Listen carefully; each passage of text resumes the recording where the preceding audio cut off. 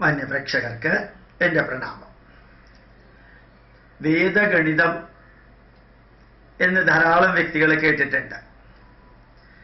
അതുപോലെ Vedic geometry എന്നുള്ളൊരു വാക്ക് കൂടിയുണ്ട്. വേദഗണിതം എന്ന് പറയുന്നത് ഒരു സന്യാസി വര്യൻ, ആധുനിക സന്യാസി, ജ്ഞാനാനന്ദ സരസ്വതിയോ മറ്റോ ആണെന്ന് തോന്നുന്നു അദ്ദേഹത്തിൻ്റെ പേര്. ഇത് കുറെ ചെറിയ സൂത്രങ്ങളിലൂടെ മാത്തമാറ്റിക്കൽ കാൽക്കുലേഷൻ ചെയ്യാൻ വേണ്ടിയിട്ടുള്ള ഇക്വേഷൻ കണ്ടെത്തിയതാണ്. അത് അഥർവവേദത്തിൻ്റെ പരിശിഷ്ടമായിട്ട് ലഭിച്ചതാണ്.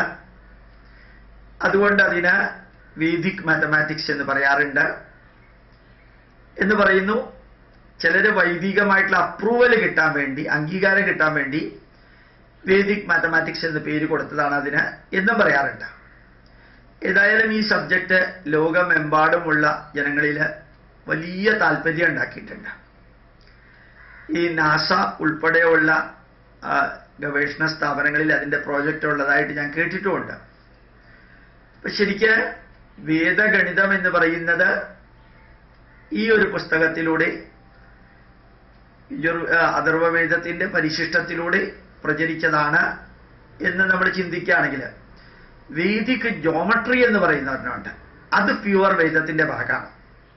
ശരിക്ക് വേദാംഗത്തില് 6 വേദാംഗമുണ്ട്. ശിക്ഷ, നിരുക്തം, വ്യാകരണം, ഛന്ദശാസ്ത്രം, കൽപ്പശാസ്ത്രം, ജ്യോതിഷം. ഇതിൽ 5ാമത്തെ വേദാംഗം എന്ന് പറയാവുന്ന കൽപ്പശാസ്ത്രത്തില് യാഗകർമ്മങ്ങൾ നിർവഹിക്കുന്ന ഒരു ഭാഗത്തിന് ശ്രൗതസൂത്രം എന്ന് പറയും. ധർമ്മശാസ്ത്രം, സ്മൃതികള് അഥവാ ധർമ്മശാസ്ത്രം ഒരു രാഷ്ട്രത്തിന്റെ ഭരണവുമായിട്ട് ബന്ധപ്പെട്ട കാര്യങ്ങളാണ്. ഗൃഹ്യസൂത്രം ഒരു ഗൃഹസ്ഥൻ ജീവിതത്തിൽ ആചരിക്കേണ്ട കാര്യങ്ങളാണ്. സുൽഭസൂത്രം ഇൻഡിപെൻഡന്റ് ആയിട്ടുള്ള ഒരു ഭാഗമാണെന്നും പറയാറുണ്ട്. ശ്രൗതസൂത്രം യാഗയജ്ഞങ്ങളിൽ നടത്തേണ്ടതിന്റെ ഭാഗമാണെന്നും പറയാറുണ്ട്. ഈ സുൽഭസൂത്രം എന്ന വാക്കിനെ കുറിച്ചിട്ടാണ് കുറച്ച് എക്സ്പ്ലനേഷൻ തരാനായിട്ട് ഇന്ന് ഈ വിഷയം തെരഞ്ഞെടുത്തത്. സുൽഭം എന്ന് വെച്ച് കഴിഞ്ഞാൽ ചരട് എന്നൊരു വാക്കുണ്ട്.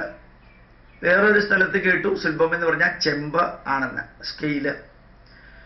യഥാർത്ഥത്തിൽ സുൽഭസൂത്രം എന്ന് പറയുന്നത് വേദത്തിന്റെ ഭാഗമായിട്ടുള്ള യാഗകർമ്മങ്ങളെല്ലാം അനുഷ്ഠിക്കുമ്പോൾ ആ യാഗകർമ്മങ്ങൾ അനുഷ്ഠിക്കുന്ന യാഗശാല, ആ യാഗശാലയുടെ നീളത്തിനും വീതിക്കും അതിൻ്റെ ഉയരത്തിനും അതിൻ്റെ സ്ട്രക്ചറിനും അത് ഉണ്ടാക്കേണ്ട രീതിക്കും അതിനകത്തുള്ള അഗ്നി കുണ്ഡങ്ങൾ, ആഹവനിയാഗ്നികുണ്ഡം, ഗാർഹവത്യാഗ്നികുണ്ഡം, ദക്ഷിണാഗ്നികുണ്ഡം, അതിനൊക്കെ ഒരു സ്ട്രക്ചറുണ്ട്.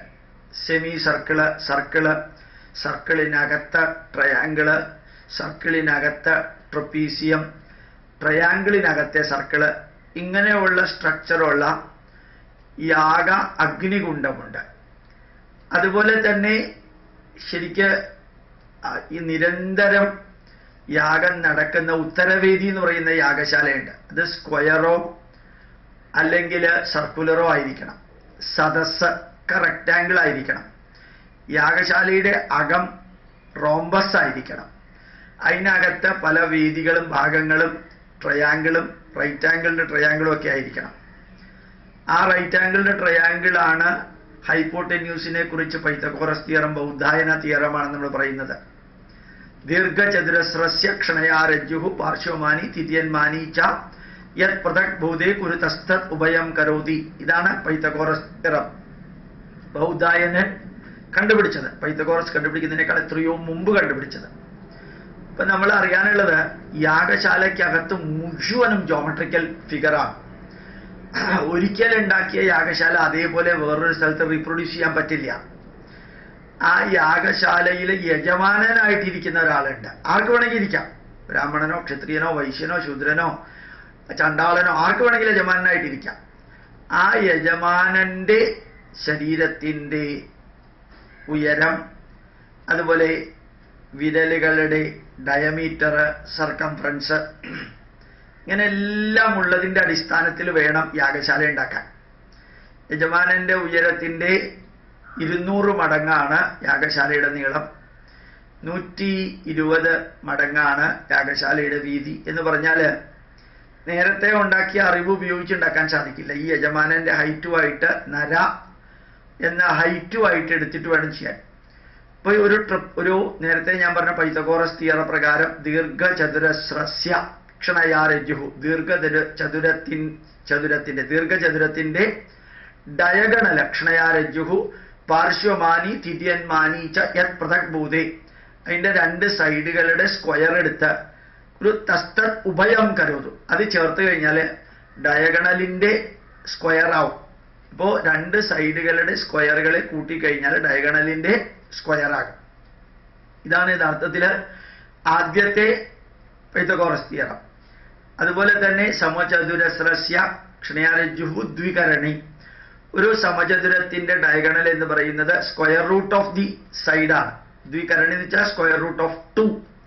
അപ്പൊ അങ്ങനെ വളരെ വ്യക്തമായിട്ട് ധാരാളം ഫിഗറുകൾ, സർക്കുലർ ഉണ്ട്, isosceles triangle, equilateral triangle, right ആംഗിളുടെ ട്രയാങ്കിള്, പിന്നെ ട്രൊപ്പീസിയം, റോംബസ്, അതിനകത്ത് മറ്റു പല സ്ട്രക്ചറുകൾ, അതിന് പുറത്തുള്ള സ്ട്രക്ചറുകൾ, ഇതെല്ലാം വിവരിക്കുന്ന 4 ഗ്രന്ഥങ്ങളുണ്ട്.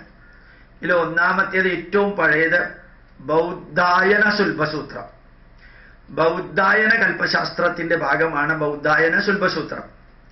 2 ആപസ്തംഭ കൽപ്പശാസ്ത്രത്തിന്റെ ഭാഗമായിട്ടുള്ള ആപസ്തംഭ സുൽഭസൂത്രം. 3 കാത്യായന കൽപ്പശാസ്ത്രത്തിന്റെ ഭാഗമായിട്ടുള്ള കാത്യായന സുൽഭസൂത്രം. 4 മാനവ കൽപ്പശാസ്ത്രത്തിന്റെ ഭാഗമായിട്ടുള്ള മാനവ സുൽഭസൂത്രം.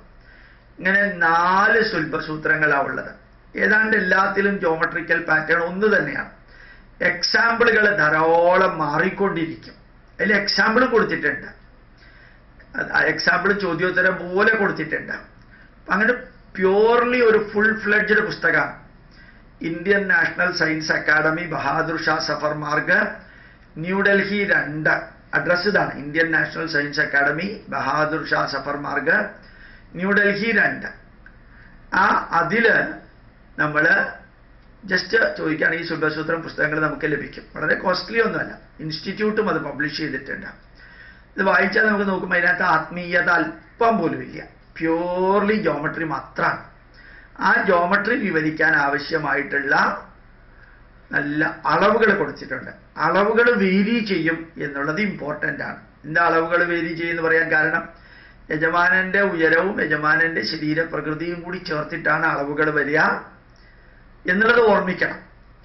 ഒരു യജമാനന് 5 അടി 6 ഇഞ്ച് പൊക്കം ഉണ്ടെങ്കിൽ വേറൊരു യാഗം നടത്തുന്ന സ്ഥലത്ത് യജമാനനായിട്ട് ഇരിക്കുന്ന ആള് അയാൾക്ക് 4 അടി 9 ഇഞ്ചേ ഉള്ളൂവെങ്കിൽ അതനുസരിച്ച് ഇതെല്ലാം മാറിക്കൊണ്ടിരിക്കും. ഇപ്പൊ സുൽഭസൂത്രം എന്ന വാക്ക് വേദിക് ജോമെട്രിയുമായിട്ട് ബന്ധപ്പെട്ടിരിക്കുന്നു.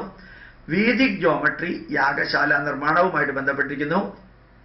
അതേപോലെ തന്നെ വേദിക് ജോമെട്രിയുടെ ഓരോ പോയിന്റുകളും വളരെ സയന്റിഫിക് ആയിട്ട് മാത്തമാറ്റിക്കലായിട്ട് കൊടുത്തിട്ടുണ്ട്. ഒക്കെ ജോമെട്രിക്കലാണ് എന്നുകൂടി ഓർമ്മിക്കാൻ സാധിക്കട്ടെ. 2500, 3000, 3500 വർഷങ്ങൾക്ക് മുമ്പ് എഴുതിയ ഈ വേദിക് ജോമെട്രി ഇന്നത്തെ കാലഘട്ടത്തിൽ സംസ്കൃതം പോലെയല്ല, കുറേയൊക്കെ വേദിക് സംസ്കൃതം പോലെയാണ് എഴുതിയിരിക്കുന്നത്. മനസ്സിലാക്കാൻ ഇതിൻ്റെ translation Indian National Science academy പ്രസിദ്ധീകരിച്ചത് വളരെയധികം നമുക്ക് സഹായകരമായിരിക്കും എന്നും അറിയാൻ സാധിക്കട്ടെ. അപ്പോൾ സുൽഭസൂത്രം എന്ന പൈതൃക പുസ്തകത്തെക്കുറിച്ചാണ് ഇന്ന് ഞാൻ നിങ്ങളുടെ അടുത്ത് വിവരിച്ചത്. പ്രണാമം, നമസ്കാരം.